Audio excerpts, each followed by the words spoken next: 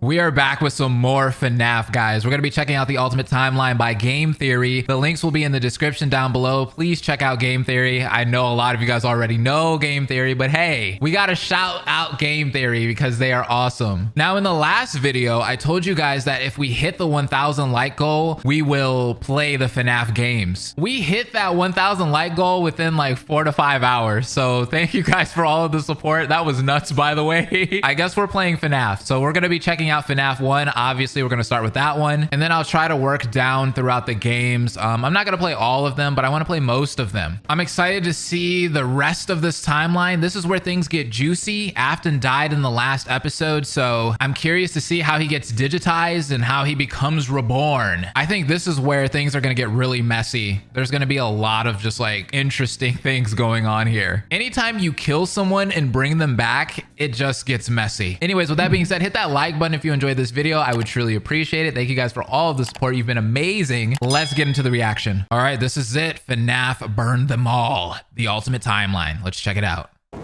Hello, Internet! We're back! Welcome to Game Theory and page 20 of our final FNAF timeline. I'm ready, baby. Last time we covered William Afton's rise as a serial killer. How the loss sure of his did. young son in 1983 caused him to make one fateful promise that would ultimately serve as his driving force for decades. Which is still crazy, by the way. I don't agree with it because his parenting sucked, but it's okay. Let's just keep moving on. Put you back together. Fueled by grief and obsession, Afton would lose himself in work and drinks. One night in a fit of rage, he lashes out against Henry's young daughter, Charlie, his first murder. That was terrible. The first domino to fall in a long sequence of events that ultimately destroys William's life and the lives of those around him. Exactly. That one murder gives Afton a taste for blood, resulting in the deaths of 10 more children across He just didn't 2 stop. different pizzerias. Those children go on to possess animatronics, giving Afton his first exposure to Remnant and the potential solution for bringing his son back to life. The need to learn more about this miraculous power leads him to produce the Funtime animatronics, as well as their capture devices, robots designed to bring kids to him for experimentation and collection of more Remnant. Except there was one thing that he didn't This guy is account for: nuts. his daughter's curiosity. He made the robots too appealing, and it would cost him Elizabeth's life. Now, Poor with 2 Elizabeth, children rest to in put back peace. together, Afton was more She desperate didn't deserve and crazed that. than ever, returning to defunct pizzerias to steal the possessed metal still living inside their wall. You know, if Elizabeth didn't die there, then he probably would have stopped, right? He probably would have stopped. What he didn't account for, though, were the ghosts, forcing him to pay for the sins of his past. When last we left him, William was spring-locked, bleeding to death behind a secret wall. Gone, but certainly not forgotten, as we're about to see in today's video. Today, we're finishing up Chapter 2 of our story, wrapping up the Yes! Over the next I'm 6 ready. pages, we switch our focus to the other main character of the franchise, Mike, a young boy dealing with the fallout of a stupid childhood decision with tragic consequences. That was dumb. A young man whose life is best described as collateral damage, caught in the blast radius of William's whirlwind of destruction. Now, before we begin, let me just rip off the band-aid now. We won't be finishing the timeline today. Nope. I know. I'm sorry, I wanted to, but covering FNAF VR, AR, and Security Breach wound up taking me an additional 9 pages of script. And I've Whoa! already made you wait long enough for this part, so I just had to make the executive call to break this one up into 2. Don't worry, that part is already written, it is already recorded, it is just in the process of being edited. Well, it's already It was out for a me. hefty episode. So mark it on your calendar. That one's actually going to be going live on March 25th. It's also coming complete with a live talk back where we go back over everything from the past couple episodes, as well as having ourselves some very special guests. Special so guests? Overall, that one should be a lot of fun. Fair warning, though, the conclusions we've reached that solve Security Breach, whew, they are controversial. I feel good about them. Like, I think that we've locked in on a lot of the answers here, but they're gonna raise a lot of discussion. Let's just say that you're either gonna love that episode or hate it. I don't really think there's gonna be much in between on that one. Anyway, without any further ado, let's cover a chunk of the timeline that's a lot less I'll controversial. be in between. Let's meet Mike. The Afton era William still wasn't that continued. weird. Michael knew his father sometimes traveled for work, disappearing for days on end, but usually there was some sort of notice, a phone call, a post-it, something. It's not like Michael and his father were close, far from it. But as a household of 2 suffering men coping with years of tragedy and loss, there was at least some element of communication between the 2 of them. They were united by a name and a shared pain. This time, though, things felt different. William had left nothing. His absence was longer. There were no check-ins, no updates, just silence. Something had happened. If there was one thing Michael knew about his father, it was that he had contingencies, safety checks, backup plans. His father was a careful and guarded man. He held his cards close to his chest and such. William had prepared him in the event that something like this ever happened. Normally, his father kept his home office locked, but in the event of an unexpected, prolonged absence, Michael had been instructed to enter his father's office and look behind an empty set of shelves mounted in the corner of the room. Rolling his eyes, Michael this is gonna be really, really bad, isn't it? entered the office. Never fully understood how William was able to spend so many hours of his days locked up in here. There was just nothing to do. Most of this place was empty. He dragged himself over to the shelf in the corner, expecting to find an emergency contact list, a family safety deposit box. But what he actually found there was completely unexpected. What is it? Father, it's me, Michael. I did it. I found it. It was right where you said it would be. The shelf swung open and revealed Oh my God, he sounded so old there. What the heck? a giant industrial elevator, one that led straight down into an underground bunker. What the But that was impossible. Hidden inside his childhood home was a secret entrance to an enormous underground science lair? It didn't make any sense. Seriously, it didn't make any sense. No. And yet here it was, mapped directly This guy has a whole underground bunker? What? This guy is nuts. underneath the floor plan of the house that he'd grown up in. Right Loved under the his brother house. and been tortured in. Michael thought that he'd known his father, a prideful, sad, Holy angry man with petty everyday problems, but clearly he'd been living with a stranger this entire time. His It seems father had like it. secrets. Suddenly, the days of William being locked inside of his office made sense. He'd been here the entire time. Where was here, though? Was this Circus Baby's entertainment and rentals? The Circus Baby restaurant always did seem to be a deeply personal project for father. A Entertainment and failure rentals, that they were a usually blockbuster do, too? especially after that first location had to be closed prematurely due to the gas leaks. After that day, father really did seem to change, to lose himself even more in his work. Clearly, the entrance he had found was some sort of secret back way into the facility, one that required crawling through vents to navigate. His father had been working here, but in secret. Why? And that's when he found her. At the end of the facility, Circus Baby, his father's pride and joy. Except something was different about her. She wasn't like the others. The way she talked, the stories she told. This wasn't just a robot. She was alive somehow. And not only was she alive, she also felt familiar. There is something bad inside of me. I'm broken. His sister. His sister. Is this his sister? William's baby girl? But how? Why? What was this place? He dug around some old files and found blueprints outlining the features of these animatronics. Storage containers, voice mimicking, parental tracking. And was that a child in Freddy's stomach? Was his father collecting and experimenting on kids? Yeah, he All was. the rumors that he'd heard throughout his past actually true. That the animatronics came to life at night. That there were murders done in all the pizzerias. That his father had somehow been the prime suspect in all of it. Suddenly, Michael's mind flashed back to his persistent nightmares throughout his childhood. Had he been experimented on too? Tears stung in his eyes as anger, fear, and confusion filled his body. His father's secrets were pouring out. William wasn't just a lame, overworked father. He was a monster, toying with life itself. Suddenly, everything. So that means that Michael isn't going to become like his father, right? He's gonna not be a killer, right? Not a murderer? Like, actually like a good person? Clicked. He frantically looked around the room, blinking human heads on poles staring back at him. Green eyes, his sister. Blue eyes, his brother. Closed eyes, his mom. All just staring. Expectantly. These were meant to be human. William was working down here trying to make believable humans, literally rebuilding the family that they had both lost. The small little girl robots with their British accents roaming the hallways of this underground facility suddenly took on a whole new context. Hello in there. Is this the same person? Were those meant to be his sister? A replacement for her? A clone? Whoa. It was William building clones of his sister. They seemed to know him, after all, to react to his presence. They were all there. They didn't recognize me at first, but then they thought I was you. That's not Always good. did have a bit of a resemblance to his father. Michael's mind That's really not reeled as good. The reality of his world crumbled to dust. No, he had to get them Are they out gonna there. attack If him? This really was his sister. Heck, if any of these things were human, souls, whatever remnant of the humans that they once were, they needed to be rescued. They always put us back inside. There's nowhere for us to hide here. Led by the voice of Circus Baby, he marched That through is the now empty chilling, halls of the man. Funtime auditorium. He would lead them. He would protect them. And finally, he would be able to forgive himself. Let's go! Bro, Michael is a W, bro. I love this guy. For the killing of his brother so many years. expecting that. What the f? You are in the scooping room now. What is The that? scooper only hurts for a moment. Scooper? That violent extraction arm? Michael had seen that one in the pile of blueprints. Something about heat rendering the magical silver metal inside useless. In reality, prior to getting himself spring-locked and put behind the wall, William's methods had become increasingly sophisticated. With a mechanized arm that could infuse new bodies with a soul, William could finally give and take away life. The only thing he needed were the bodies. But William wasn't the only one looking for bodies, as Michael was about to learn. But if we looked like you, then we could hide. If we looked like you, then we would have somewhere to go.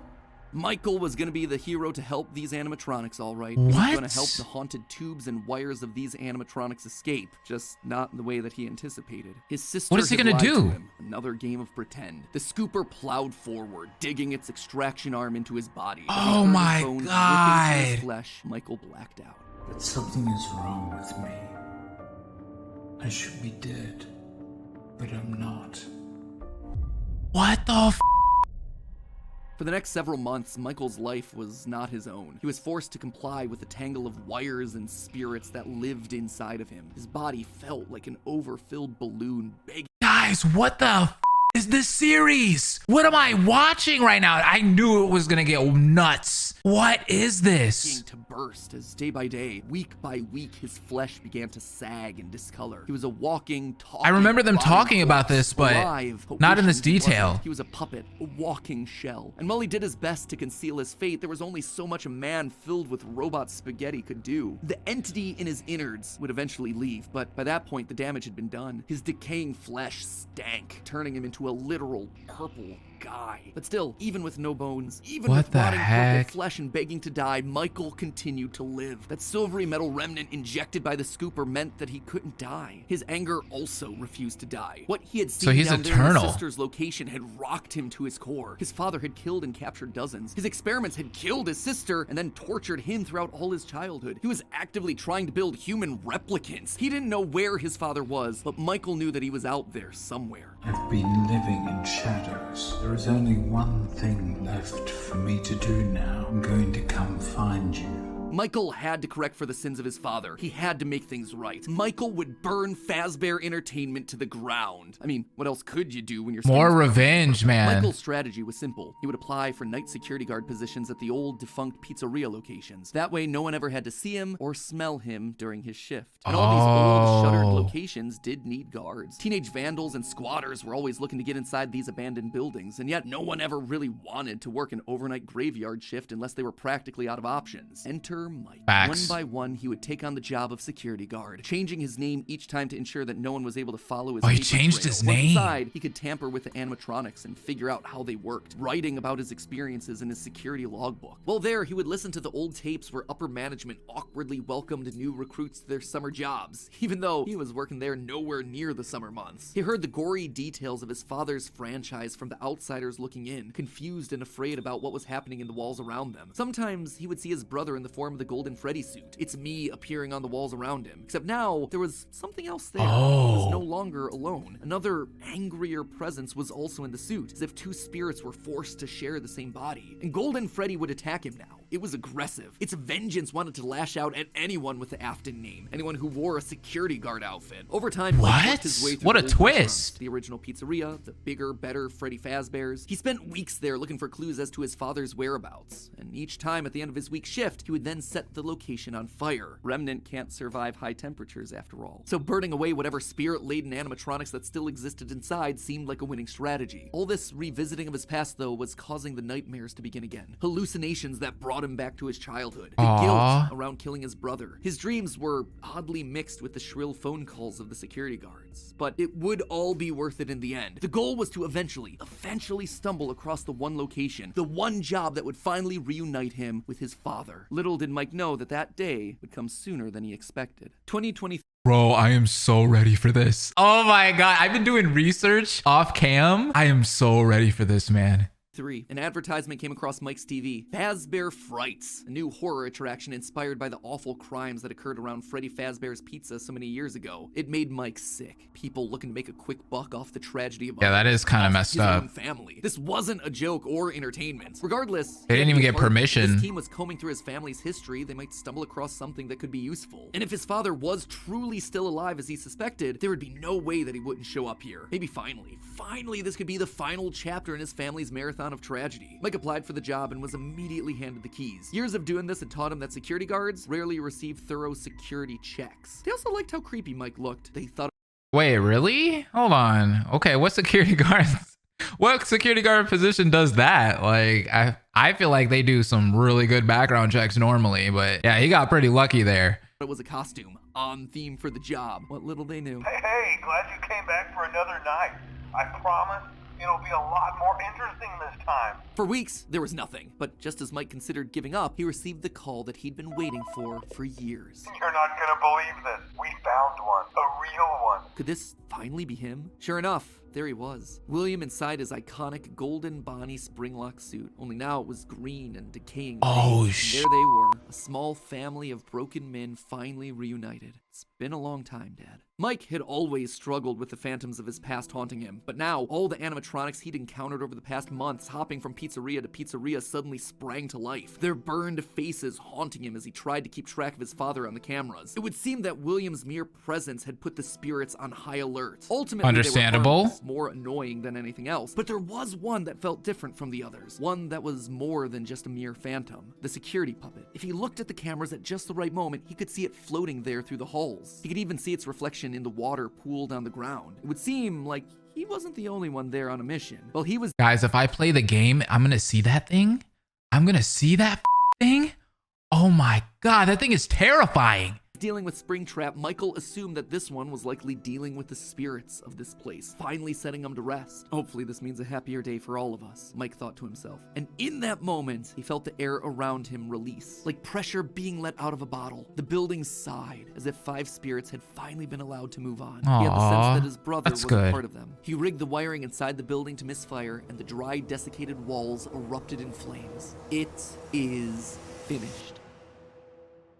Except it was not. Somehow, through sheer force of will, Afton remained. He had survived. This man's still and alive. Mike would need to find a new way of finishing off his father. Luckily, the solution would present itself later that year. Not from Mike, but from another victim that had been left in his father's wake. We're talking about becoming a Fazbear Entertainment franchisee, restaurant ownership and management. Something almost Like anyone a can do sibling with of a one of the limited degree of victims? Success. You are now the face of the newly rebranded Freddy Fazbear's Pizza. Fazbear Entertainment as a brand had been closed for years. William had been stuck in a suit and a wall. The only person who legally could bring the franchise back was Henry, but he'd largely pulled out of the franchise around the time of his father's disappearance. Something was up. Surely this had to Who be is some this kind of then? trick, right? Mike, doing what he did best, applied for a franchise and immediately got the job. There was just one thing out of the ordinary. Paragraph 4. If you are playing this tape, that means that not only have you been checking outside at the end of every shift, as you were instructed to do, but also that you have found something that meets the criteria of your special obligations under paragraph 4. And what is No that? contract he'd ever signed required him to keep special lookout for independently moving animatronics outside the restaurant. Now he knew something was up here. Henry Is that was luring Lefty? them all back. Rather than trying to go to them, like Mike had done for years, Henry was doing the opposite. He was putting them all under the same roof. He was finishing them off for good. Mike knew this wasn't meant to be a restaurant. It was meant to be a prison,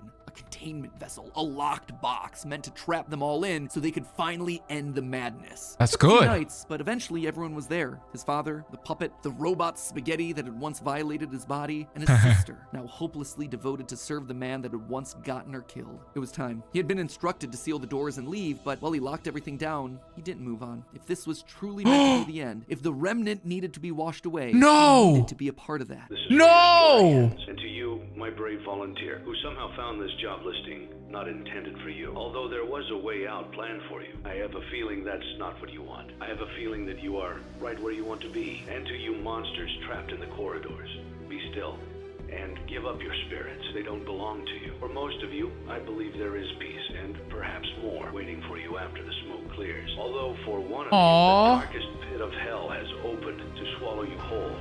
So don't keep the devil waiting, old friend. And with that, it was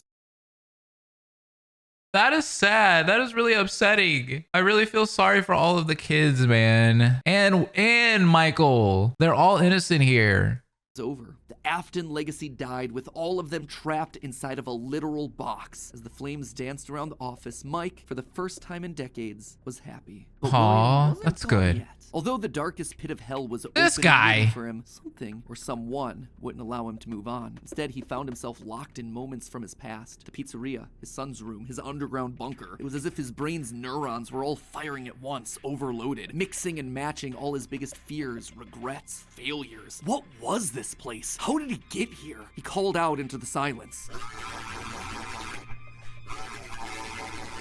Then they started coming. Without warning, animatronics, both new and old, began to jump out at him. Bite What the? Rip him limb from limb. The pain was immeasurable. Make it stop. Make it stop. William, for the first time, longed for death, an end to this torture. Just as it felt like he couldn't take it anymore, everything was quiet again. It was as if the world had been reset. There was a brief moment of quiet, and then What? the onslaught began again. Dozens of faces from his past all focused on him. A waking nightmare that he couldn't escape from. More pain, more ripping. It was his own personal hell, but why? Why couldn't he just die? And then he saw them, a group of characters he never thought he'd see again. Those janky, stolen characters that had started everything. The mediocre melodies. It had all started to go wrong once they showed up, once Henry had made them. But mixed in with their obnoxious southern drawls, William heard something else. It was barely a whisper, but he could just make out the words. He tried to release you.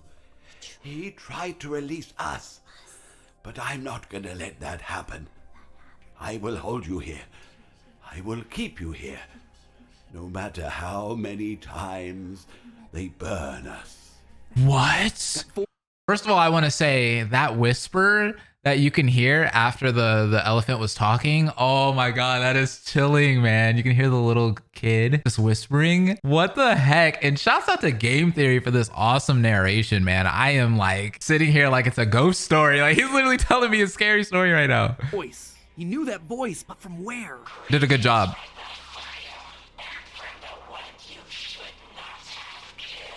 The one he shouldn't have killed. William thought back. He'd done a lot of Oh, awful you things, but remember. there was always the one that stood out. Not Yep. Charlie, his drunken act of revenge. Not Nope. Susie, his first true murder. Nope. No. Instead, it was the one that he had lost control with. The one that he had broken beyond repair for no He went good reason nuts on other this than one. because he could. The one that he'd stuffed inside the golden bear that his partner used to wear. Yep. Cassidy. They were back, and now they were trying to punish him, to make him suffer like he'd made them suffer. It was almost like William and Cassidy's souls had been locked together, fused by a collective rage and spite, each refusing to move on. But while That's Cassidy not was so good. focused on taking revenge, they actually did the one thing that would be the downfall for so many others. They kept William alive. Even though Why? fire should have destroyed the remnant that was coursing through his being, Cassidy kept William breathing, paving the way for his escape. William's will was so strong, his soul so powerful that he managed to put a part of himself inside the circuitry that housed the spring-locked What? chute. And there, his consciousness lay, inside a single circuit board, waiting for someone to find him and set him free. A person Guys. that no one would suspect. Okay, so a bit of a shorter chunk, but an important one. He as went we into shift his old perspectives, suit? Mike can tell his side of the story. And with FNAF VR, AR, and Security Breach having so much to explain, I didn't want to rush through things by trying to cram So it that's all the in. end of the Don't first worry, episode. I know you've all been patient. The final video is happening on March Of the 25th. finale. That is locked. It is getting ready to go. Trust me, I want this thing to be over and done with as much as you. I am not just stretching it out for the views. But before we wrap up for the day, I did want to talk about the big Orville elephant in the room. Okay, let's hear. Quest for revenge. You might have noticed that I was vague about the dates, and there's a good reason for that. Yeah, you I were. don't know 'em. There is no good way for me to make them fit in. Here's what Oh, I do know. I see. We know with a high amount of certainty that Michael Afton is the character that we play as up until Ultimate Custom Night. Mike Schmidt and Fritz Smith, the security guards for FNAF 1 and FNAF 2 respectively, get fired for, quote, tampering with the animatronics and odor. Yeah. So weird connection between the two of them, right? But now, look at the phantom animatronics that are haunting us in FNAF 3. They use models from both FNAF 1 and FNAF 2, meaning whoever Okay. is sitting in that security guard chair, Fazbear Frights, they have to have seen both locations and their animatronics. And that's not all. Their designs are burnt. It's a weird detail in the game, and it's something that the character encyclopedia repeatedly calls attention to. The burned Okay. texture for these phantom animatronics. Why is that so unusual though? Fazbear Frights is the first time in the franchise that we hear about anything burning down. Burning From that down. point on in the story, it's like the characters turn pyro and are suddenly setting fires left and right. But for the first 3 games, nothing ever catches fire. The animatronics are just moved or repurposed in some way. So when did they burn? And why would our security guards see them as being burned? Someone has to have been going going location to location, setting these places on fire, purging the sins of the past. We know we're definitely playing as Mike and sister location in FNAF 6 based on the in-game dialogue. And in FNAF 4, there's an Easter egg where we can hear the phone call from night 1 of FNAF 1, meaning that whoever's in that bedroom has heard the recording as a security guard. We also know that Mike has seen the nightmare animatronics based on his drawings in the security logbook. So overall, there is solid evidence that connects all of FNAFs 1 through 6. You'll also notice how the character encyclopedia doesn't have a page for Mike Afton. This thing has a page for Chocolate Bunny Bonnie, but not Michael. They don't want us to confirm how many games he's been in, because that would confirm too much of the theory. In short, this gives us an incredibly compelling and complete narrative. Mike as our protagonist and William, his father, as our antagonist. Mike accidentally kills his brother in Fredbear's mouth, which begins our story and sets William down his pathway of destruction. Mike is then haunted by the guilt of his past and is looking to make things right across the rest of the games. In sister location, he learns what his father's been up to and realizes what he has to do to correct it. After failing to finish the job in FNAF 3, he ultimately helps Henry end it all in FNAF 6. It is great. It is a clean narrative. There is just one problem. What is the problem? Oh, the timing. Start until he's been down to sister location, seen baby, and gotten himself scooped. That's when he finds out about Afton's secret life. It's also when he's gonna start to smell, because, you know, he's a walking, talking, rotting corpse. And we know that he's not going down into the bunker until the Funtime animatronic. Man, this guy went through it. Has been closed and Afton is out of the picture. That all should be happening post 1993, after William is sealed behind a wall. But that then presents us with a few problems. Afton has already dismantled the original animatronics as we see in the FNAF 3 minigames. How are those things getting burned if they're already deconstructed? But more importantly, we see FNAF 2 paychecks with the date 1987. That is way earlier than I think it can be. To be fair, Fritz Smith's pink slip on night 7 doesn't have a date, but it's a bit weird to say that the first few nights are in 1987 and then employee number 3 is hired on years after the restaurant closes. Anyway, just wanted to call that out because I don't have a solid answer for it, and I'd love to see your comments down below. And with that, my friends, this chapter comes to a close. We'll see you on March 25th for the grand finale as we cover it is time. We're moving on to the next one. Controversial answers we think solves what those games were trying to tell us. Until then, my Faz heads, remember, even though Afton kinda succeeded in being brought back to life, gotta admit, he's still looking a little bit on the dry, dehydrated side. I suppose 3 cutters and being dead for a decade will tend to do that to you. Very true. Thanks to today's sponsor, Era, I think we can help. Oh my god, the sponsorship. I love it. That was a great transition into it. Okay, so we're done with that video. We're gonna move on to the next one. There was a lot in that video. I am so sorry for Mike, bro. I feel so bad for him. He went through so much. Like, not only did he see his brother die, his sister died, and then he got to like find out like what happened to them. And then on top of that, he turns into this walking, breathing corpse, which is disgusting. So he literally physically turned purple. And then at the end of it all, he ended up, you know, offing himself. And I'm just like, Mike. But at least he went out good, right? Doing a good deed. Okay, here we are. FNAF, a family rebuilt. Rebuilt? No. Are they gonna rebuild Michael too? Hello, Internet. Welcome to Game Theory and the final part of my FNAF timeline, where today we're bringing our story to a close by talking about the most complicated and controversial part of the timeline, the part that I've been dreading most of all, the end. The moment where we're finally forced to come to some definitive and difficult answers trying to explain what the heck we were watching in Security Breach. The last 2 episodes have been about death. The death of Afton's family, the deaths of multiple children, the death of the franchise itself as Mike and Henry figuratively and literally burn it all down. There's a lot of death in this series. And the current end of this franchise is instead all about rebirth. And a lot of fire, apparently. New forms, and the controversial rebirth of a franchise entering the next era of its story. But before we hop into the timeline, due to scheduling conflicts, I won't be able to have any live talk back. Oh, I was surprised. I was really excited for that. Excited about it, but I just couldn't make it work with my schedule and all the other guests' schedules. That said, I still do plan on doing one over the coming weeks with special guests. Just make sure that you're subscribed and either have all notifications turned on, or you're just watching. I'll have to see if I can find that. The announcement as to when that's gonna happen. And now, without any further ado, we finally reach the end and a new beginning to our story. Let's do it. Chapter number 3, post Purple Guy. Entertainment was dead. There is no need for you to return to work next week, as Fazbear Entertainment is no longer a corporate entity. All debts had been paid, all assets redistributed. The company was outright dissolved. Even the memories of the horrors that had happened there started to fade away in the public consciousness. The That's people good, were right? gone too. William was dead. Henry was gone. A whole generation of young Emilys and Aftons had lost their lives to the horrors of the pizzeria. All of them collateral damage to the man in the bunny suit. Everyone the company had ever touched was dead and gone. Not good. All except one. Pay your Wait, who? child support, you deadbeats! I'm The keeping mom? the diamond ring. I Wait, the also mom? set the house on fire. Clara The Afton.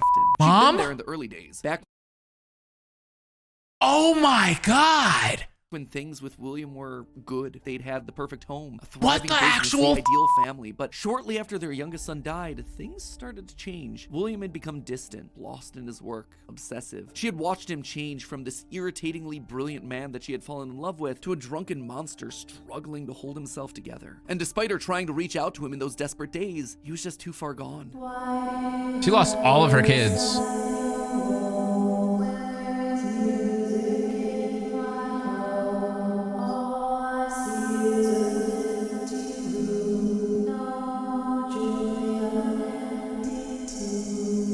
Admit it, you wanted to let me in. For her sake, she had to leave the Whoa. relationship. And from there, she largely faded into obscurity. A mystery from William's past, a footnote in his history. And that was fine for her. She wanted to leave that part of her life behind. She tried to move forward. Never Understandable. wanted to hear the Well, name Freddy kinda. Fazbear again. A time defined by mistakes and broken promises. But then, the paperwork started to arrive. As Fazbear Entertainment began to close as a corporate entity, suddenly her mail was flooded with notifications, You want to requests, buy it from her, obligations. She huh? had been there since the beginning, helping William in the early days of his business. And now, as a shareholder and sole living member of the Afton family, all copyrights and trademarks of both Afton Robotics and Fazbear Entertainment passed on to her. Memories of this past life that she had long left behind. Looking at the blueprints, the contracts, the memories, Companies don't care, man. They just want it. begin to reopen. The regrets of a happy family that had been torn away from her. William had always been brilliant. That's what had attracted her to him in the first place. But he'd also been too blinded by obsession and pride. He was too jealous, too petty, Yeah, he too was. unable to actually see a bigger picture. But now, Right. holding the paperwork that contained decades of heartbreak and trauma, she realized it was her turn. She was holding the power. This was her chance. And one thought resonated in her head. Sell I will it? put them back together. I will put them all back together. No, that's the last thing I was thinking that she would do. What the actual No, just sell it, girl. Just sell the copyright and trademark and be done with it. What do you mean? What are we rebuilding? She would be the one to rebuild this family, to Come rebuild the pieces on. of that shattered life, to No. reclaim the kids that Fazbear had stolen from her. But how? Looking at William's work now No. laid out before her, she knew that he had been onto something, collecting remnant, robotic humanoids, digital conscience transference. Oh my the goodness. pieces were all in place. They were just scattered, fragmented. It was almost like there were too many ideas going in too many different directions. It was such an important idea that she reiterated that point to herself. There were too many ideas going in too many different directions. That said, there had to be a way to save it all. She just needed to put it all back together. But how? To rebuild her family, she would first need to rebuild the franchise that had stolen them away from her. With ownership over the characters, their licenses, the technology patents, and the Fazbear name, she converted the corporation back to an LLC, a structure for smaller businesses that are usually family-owned. Right.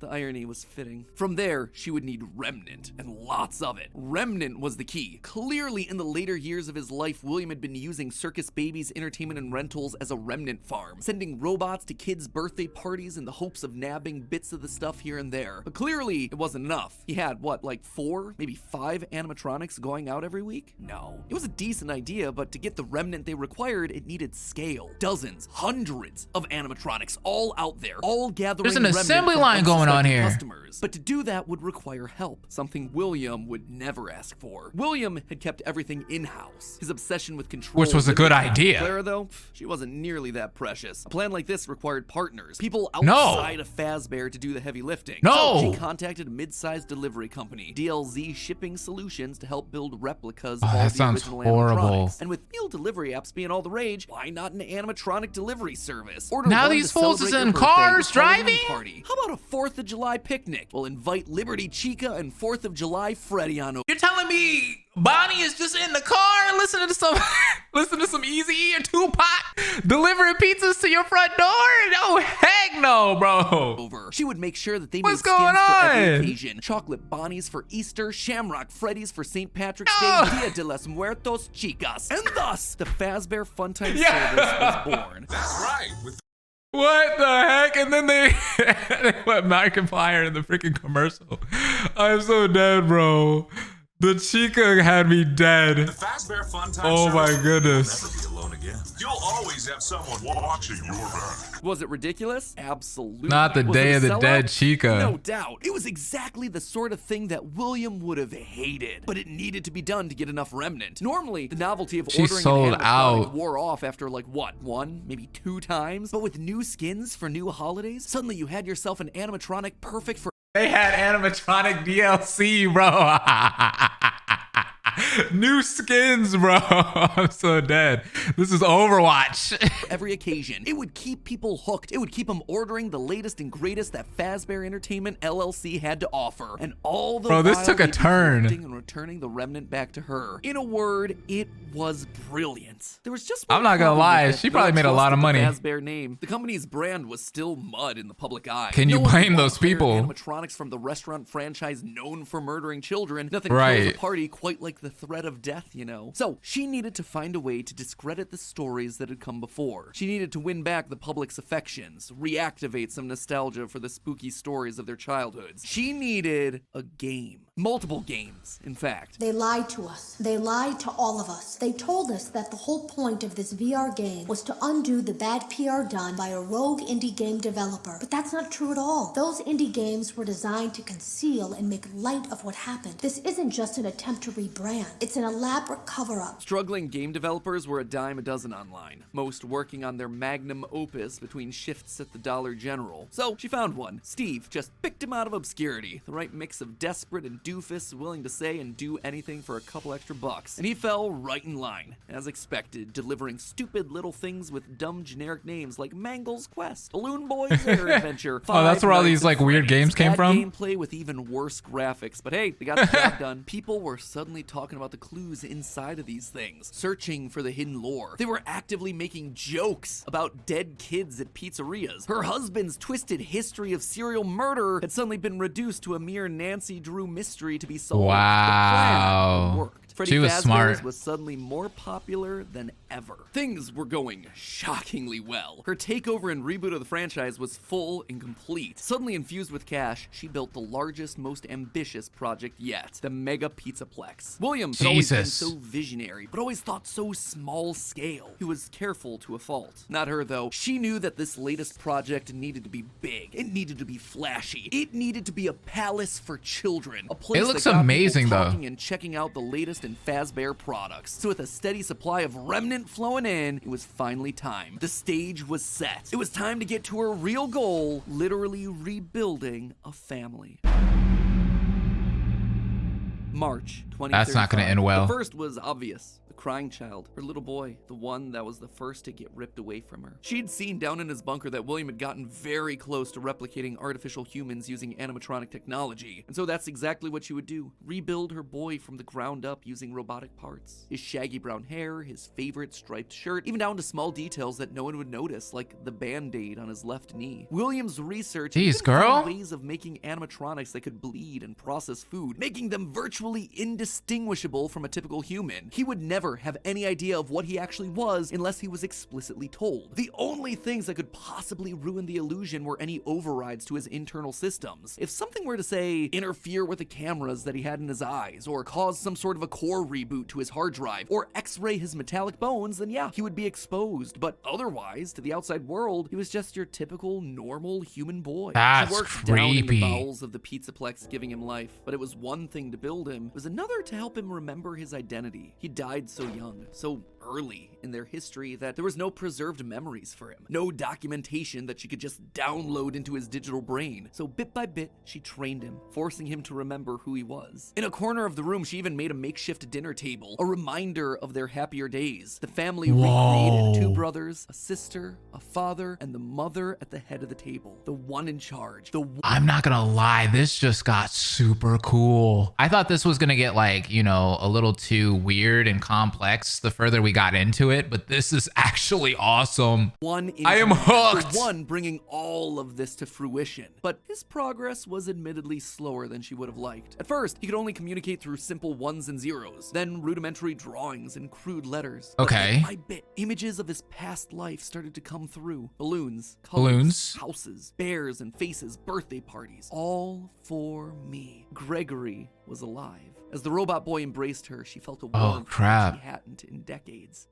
This was the joy that she'd been working towards. This was what it was all for. Her son, back in her arms again. The plan was working. She had to keep going. Next was William. If the family was truly going to be put together, she would need him. And she knew exactly where he was, in the ruins of that old Freddy Fazbear's pizza place where Henry had trapped him. No, keep him there. Let him stay there. She insisted on building the Pizzaplex there over the sinkhole. It was the best place to hide what her true intentions were with the entire operation. Digging through the wreckage, she found him. He was right where she thought he'd be. Seeing the putrid shell of the Springtrap suit, though, was not something she was prepared for. The rotting corpse of William Afton was disgusting. Scorched flesh fused into the fur.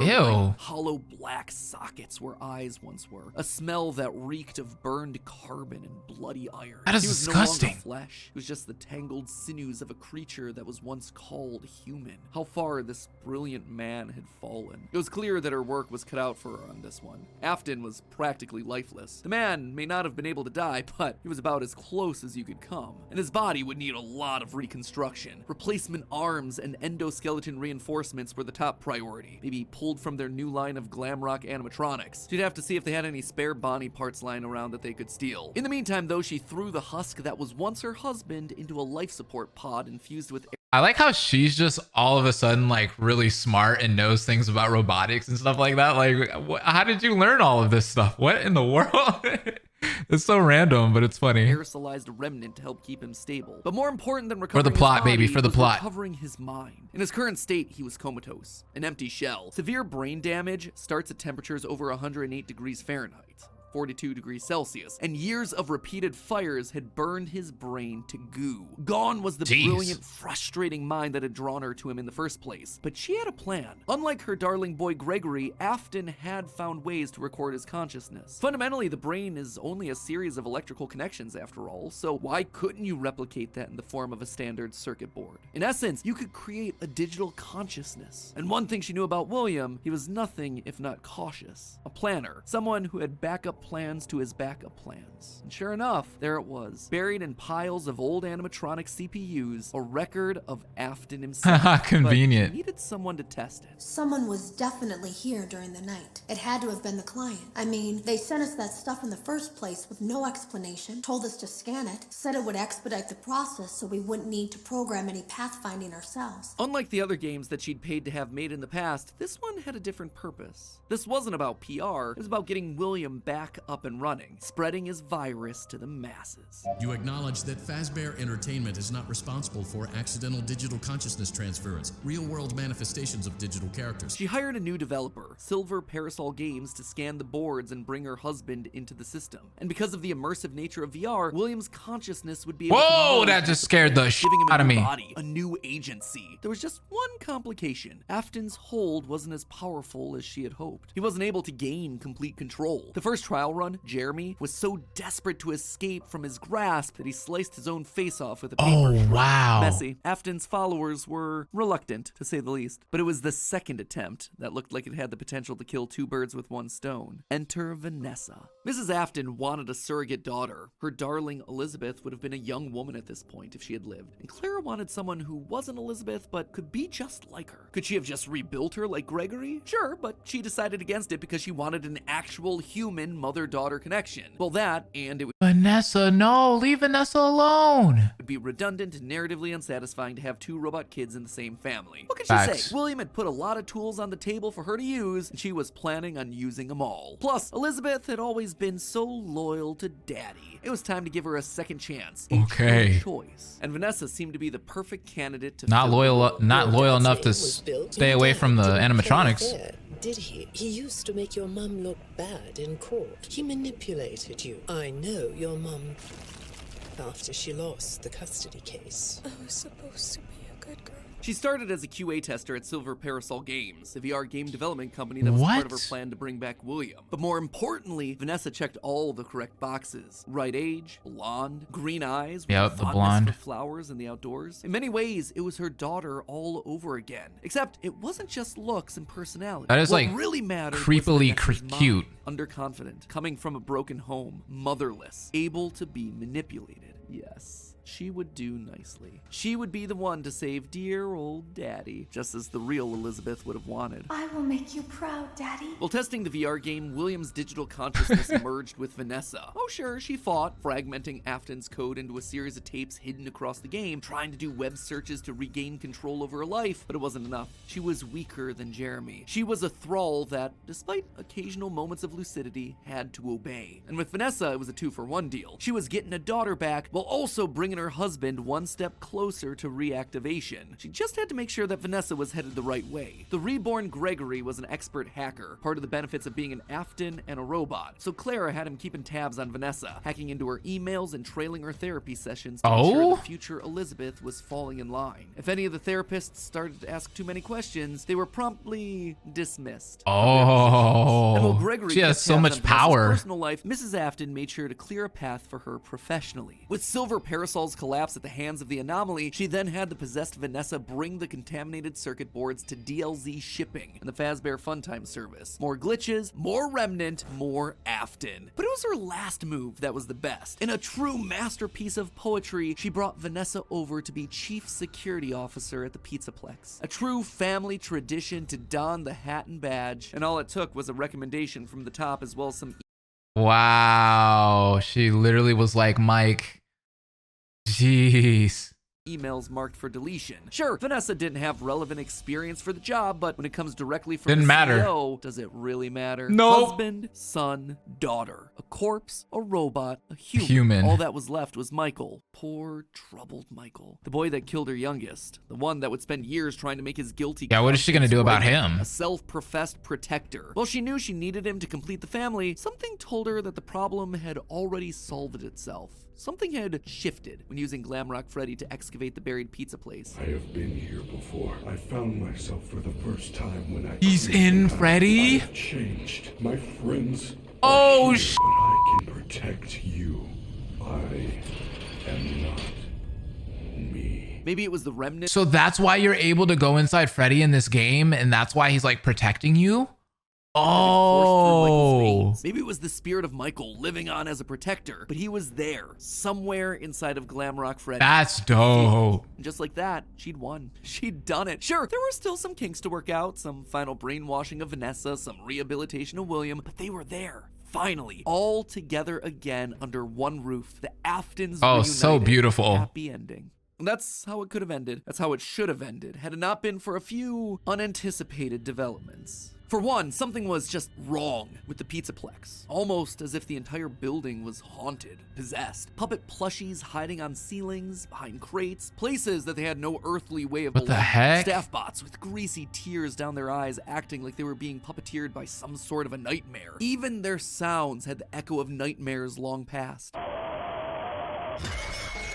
It was as though a guardian spirit of the past refused to move on. As long as her husband was around, it too would linger. Only now, it wasn't just in one body, but it was in the essence of the building itself. She had seen stories of houses built on burial grounds getting possessed by angry spirits, but she'd never assumed that it could be real. Then again, in a world of living spirit metal and mind-controlling glitches, who was she to be so judgmental? The whole thing was ridiculous. Why would this be the line that she refused to cross? After all, the Pizzaplex was built over the burial ground of angry spirits, but it was the power cords that finally convinced her that something was wrong. Suddenly, these cords were striped black and white, like the security puppet from generations ago. The very foundations of this place, the materials and wires that constituted it were rebelling against her, against the Aftons, against the quest to bring them all together again. Yes. And it was being helped by something else, something slithering through the building. Maybe they were connected, she couldn't be sure, but a blob of living wires could be heard oozing through the walls. Oh, that's cool. Old animatronics showcased in Rockstar Row. Oh, that is so awesome. Of all the remnant they'd been collecting. From Afton's testing, she knew that both light and dark remnant existed. One of positive emotions and the Bro, this is turning into freaking Kingdom Hearts. I'm dead. Created from anguish, anger, agony. Perhaps this thing was light an and dark amalgamation of all the darkest parts of the pizzeria's history, a collection of the hatred still housed inside these defunct endoskeletons and exosuits. As long as it was left alone, it seemed to be harmless. But if any Afton outside of Michael got too close, it would lash out wildly. Even young Gregory, looking to punish the family that had been complicit in its horrible creation. Little did she know, though, that Gregory should have been her biggest concern. That bringing the family together would have some unforeseen consequences. Gregory was normally the goodest of boys. She had literally built him that way. But lately, he'd been disappearing more and more often, disobeying her orders. Requests. She knew that he loved playing on the arcade machines once the Pizzaplex closed, being so good as to top the leaderboard on practically all of them. But lately, he was nowhere to be found. She suspected his absence had to do with Glamrock Freddy's failed performance the other night, when he malfunctioned live on stage. Almost as though the core programming of Freddy responded to seeing this rebuilt small boy. Almost like it awakened something inside of him. She'd have to make sure that Vanessa was on the lookout for him. But she'd soon come to learn that Vanessa wasn't enough. Whether it was the influence of the so Vanessa's looking for you, and you play as Gregory. Seated deep in Gregory's code, something had caused him to rebel, to rip apart each animatronic in the Pizzaplex. Bit by bit, this boy was tearing down the empire that she'd so that is awesome! Freeing Vanessa from her mind control, destroying the remains of Afton in the basement, setting Glamrock Freddy loose. As her carefully created world crumbled around her one more time, she began to plot her revenge. She would have to bring them all to ruin. That's the DLC! That's the DLC! But my friends, nearly a decade in the making, my FNAF timeline for where the franchise is here. Wow, this was nuts. Fazbear Frights, by the way. This was such a fun ride. Right for me to finish without going over some of the more controversial takes that I just handed out. I think we can all agree that this part of the timeline was always going to be the hardest. So let me just break down some of the major points. First of all, the biggest swing of this episode, and obviously the one that everything else rests upon, Mrs. Afton being the CEO of Fazbear Entertainment LLC. That's a big theory. Why I went with this route. Now, first and foremost, the head of Fazbear Entertainment is the single biggest mystery that we're meant to solve at this point in the lore. The Ultimate Guide brings it up repeatedly. Who's running the show? Who is okaying these decisions? And in the security breach memos, we get multiple mentions of someone manipulating things from the top down. Whoever this is, they are the person driving forward every other facet of late-stage FNAF lore here. They're the puppet master who's hiring the indie dev. They're the ones relaunching the brand, building the Pizzaplex over the burial ground. So everything at the end of the timeline relies on this one singular answer. Now, as I see it, there are two possibilities here. One, an adult robot Elizabeth, like we see older versions of robot in the closet, or Mrs. Afton. Could it be someone completely new to the franchise? Absolutely yes, but and again, with so many I don't think it would do that though. It would be pretty random and arbitrary. So between these two girl bosses, it'd make more sense to be the mom. Well, Elizabeth always wants to please her daddy, so she'd be most likely wanting to bring him to life. But then, what's Vanessa's role in all of this? Vanessa wouldn't make any sense. To be a parallel for Elizabeth. Same hair, same eyes, similar backstories. But if the main goal is getting the Afton family back together, which seems to clearly be the case in Security Breach, then there's no need for Vanessa to be involved at all. We already have Elizabeth running the show. It would also mean that we suddenly have two robot kids running around, which feels narratively repetitive and quite frankly kind of dumb. Now look at Mrs. Afton. We know next to nothing about her outside of any she makes the most sense. From Immortal and the Restless. Let's be honest. Laura's song. But what her being head of Fazbear does is make every other piece of the lore fit. And I think what's great about her is like she's that perfect character to slide into a slot like this because she's been gone pretty much like the entire series, right? Like she hasn't been there. So why not bring her into the story finally here now, right? It's perfect. You can have one of every other type of character. One robot kid in Gregory, one brainwashed human in Elizabeth/Vanessa, one OG corpse in William, and one possessed animatronic in Mike. Narratively, it makes everything else cleaner. Legally, it's also the option that makes the most sense. As I call out in my narrative, she'd likely have some stake in the original company and all of its assets. So as Fazbear folds as a company, I'd suspect a lot of it would return unless she sold it to somebody. One clue that but it had to be somebody absolutely new. Direction, and that was this right here in the post-it room, the big lore central of Security Breach, a dinner table scene with the whole family, including the mother. And not only is she there, she is at the head of the table. The position of highest honor and responsibility. She is the one in charge, with William being relegated off to the side. That one scene shows that we have to include Mom in there somewhere, and the only place it makes sense for her to be is at the top. Now there is one big dilemma with my interpretation interpretation of all this. The ultimate This theory guide is really nice. seems to point out that the head of Fazbear doesn't want the glitch He's cooking. virus to spread. They call out one particular email in FNAF AR where the legal team calls a cease and desist to all action about scanning the circuit boards. And even in FNAF VR, we're told that the circuit boards get stolen back by the client, presumably once they realize what danger is on there, trying to stop Glitch Trap before he spreads and gets out of hand. Here's the problem with that though. If the head of Fazbear doesn't want Afton to rise again, why'd they restart the company in the first place? Why'd they build over the FNAF 6 Pizzeria? Why'd they go through an elaborate cover-up to make the possessed Vanessa an important part of the company? Just doesn't make a whole lot of sense. It would be the most inconsistent series of actions ever, but I did want to call attention to it since it seems to be the route that the official guide is trying to steer us towards. Moving on to minor point number 1, the Five Nights at Freddy's games were made by the rogue indie developer. Here's the thing, FNAF VR opens with this line. That's why we have recreated many of these completely fictitious scenarios, lies, that you've been fed over the last several years into a hilarious VR game. It's recreating the lies told to you by the indie developer. And since Help Wanted has direct recreations of FNAFs 1 through 3, it means the games must be part of the fabrications that this developer made up. Also, all of this is heavily implied in the story of the same name, Help Wanted and Tales of the Pizzaplex, hence FNAF 1 through 3, canon games within the lore of the series. Big swing number 2, the elephant, or ghost in the room, Charlie infecting the Pizzaplex. John from the channel FNAF has made some great findings about Charlie's influence over the Pizzaplex. The cables that looked like the striped arms of the puppet, the Nightmare-owned plushies that you find hidden across and John went in places, the staff bots with creepy smiles and in your dreams written on the front. All of these things scream puppets. Plus, with the puppet mask not having tears in the blob, seems to imply that Charlie's spirit exists elsewhere. She is still in play, and she has an important role, especially in Gregory's post-it room. The doors to the post-it room in the game's code are called Charlie doors, and inside we see a bunch of lit up nightmare staff bot heads. Suspicious, to say the least. The channel ID's Fantasy did a great theory looking at the post-it notes. It does add up. The crying child / Gregory isn't alone in this room, but rather might be communicating with someone. A spirit, Charlie. Charlie's spirit seems to have pulled a poltergeist. Instead of controlling one thing, she's affecting a lot of little details, foundational elements of the Pizzaplex. And this isn't the first time that we've seen this in the franchise either. We've seen spirits communicating with people through physical writing in the survival logbook. So we know that this is an established means of spirit communication within this franchise. And now I will say this, I am so upset that this game did bad, as in like apparently it has a lot of technical issues, especially at release. Like if this game had a little bit more time in the oven to cook, this could have been like a huge game. Like it seems like one of those games that like the story is nuts in. Like it literally gives so much lore about FNAF. Like there's so much that it ties into, you know? So this game could have been huge. It's so sad to see that it didn't do that well, technically.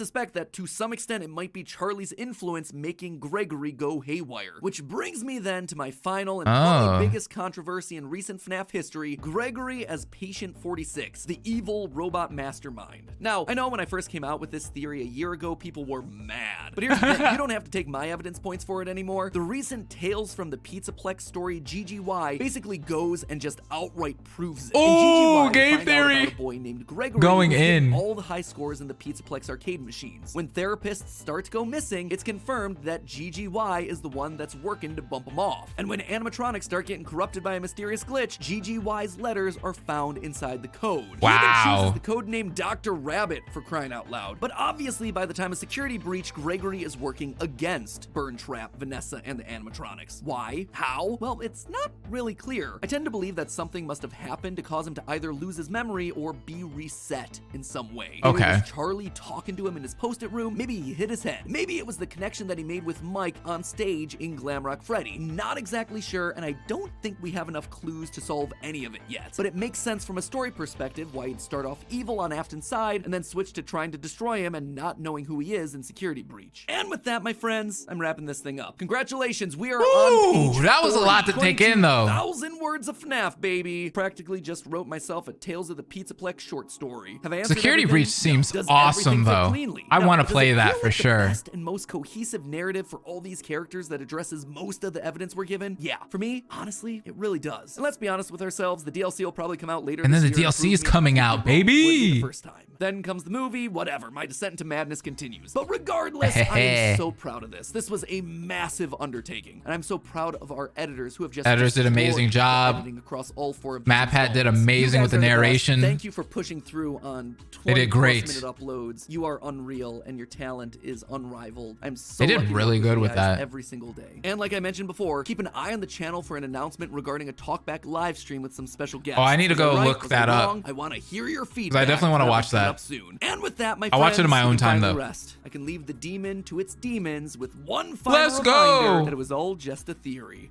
Game theory. Thanks for watching. Awesome, man. I'm gonna have to say it. FNAF is awesome. There's so many other things that I need to check out. Obviously, I'm gonna be playing the games casually, of course. I mean, there's no reason for me to go out for the secrets or anything like that because I saw the secrets here. But I will be playing the games. There's still a lot of videos to be checking out. FNAF will be on this channel for sure. So if you're not already subscribed, subscribe, man. Because if you like FNAF, I'll be checking it out. I had a great time with this Ultimate Timeline series. Like, Game Theory did amazing with the narration. All of these theories in here, they seem really believable. It seems like, I mean, he did take a lot of it from the books and stuff like that. So he seemed right on the money on a lot of things. Obviously, I don't have that much knowledge of FNAF, so I don't know if I can sit here and like discuss about it or argue with Game Theory on certain things. I mean, I'm pretty much just taking his word for it here, right? But I will definitely do my own research and, you know, go around on forums and stuff and see what people are really saying about FNAF. I'm invested now. I'm here, guys. I'm in this community now. I will be playing the future things. I'm going to check out that Ruin DLC in the future. I'm going to be watching the movie. FNAF is going to be living inside me now. FNAF is my new thing. I like it. It's